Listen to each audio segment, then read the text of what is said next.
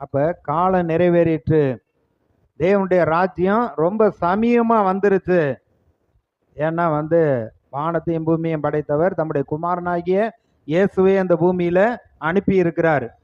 எபேசியர் 1:3 சொல்லி இருக்கிறபடி அவர் உன்னதத்திலே கிறிஸ்துவுக்குள் ஆவிக்குரிய சகல ஆசீர்வாதத்தினாலையும் ஆசீர்வதித்திருக்கிறார். கிறிஸ்துவுக்குள்ளாக எல்லா நன்மையை வைத்து அவர் அனுப்பி இருக்கிறார். இப்ப இயேசு ரொம்ப சமீபமா அவங்க உள்ளத்துக்குள்ள இன்னும் வர முடியல, ஆனா கூடவே இருந்து இதெல்லாம் சொல்லி கொண்டு வருகிறார் தேவனுடைய ராஜ்யத்தை குறித்து.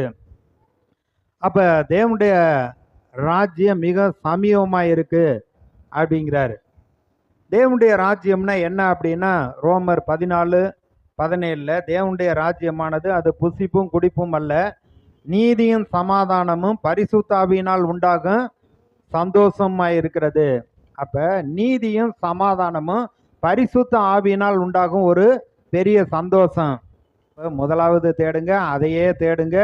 அவர் கொடுக்க பிரியமா இருக்கிறாரு. காலம் நிறைவேறிச்சு, ரொம்ப சமீபமா வந்துருச்சுங்கிறாரு.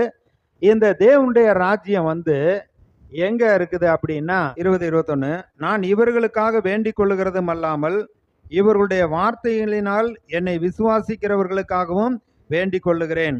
இவர்கள் எல்லாரும் ஒன்றாயிருக்கவும் பிதாவே நீர் என்னை அனுப்பினதை உலகம் விசுவாசிக்கிறதற்காக நீர் என்னிலேயும் நான் உம்மிலேயும் இருக்கிறது போல அவர்கள் எல்லாரும் நம்மில் ஒன்றாயிருக்கவும் வேண்டிக் கொள்ளுகிறேன். அதாவது நமக்காக அவர் ஜெபம் பண்றாரு. அடுத்து நம்முடைய வாயின் வார்த்தையினால இந்த சுவிசேஷத்தை கேட்கிறவர்களுக்காகவும் அவர் ஜெபம் பண்ணி இருக்கிறாரு. வேண்டிக் கொள்ளுகிறேன் அப்படிங்கிறாரு. நம்ம கிறிஸ்துவுக்குள்ள நம்ம இருக்க வேண்டும் என்று சொல்லுகிறார். சரி, இது இயேசு தம்முடைய சீசர்களுக்காக ஜெபித்தது.